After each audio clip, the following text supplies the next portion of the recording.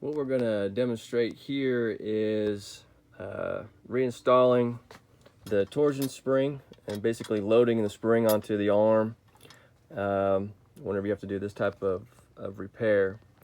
A couple things to kind of keep in mind here.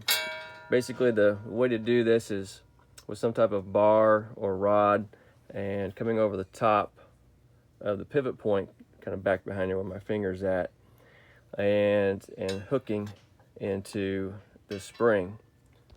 In order to do that, this guard here is kind of gets in your way in order to do that. So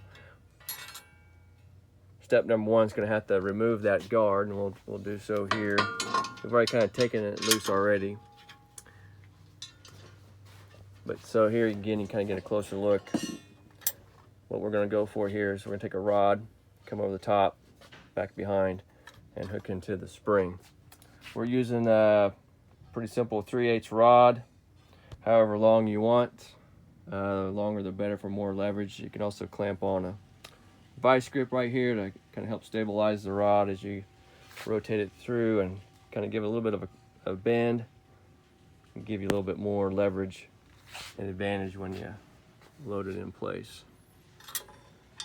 So again, coming over the top, engaging into the spring, and just kind of rotating it down and around. I'll get in here better. You can kind of see locking the spring in place, just like that.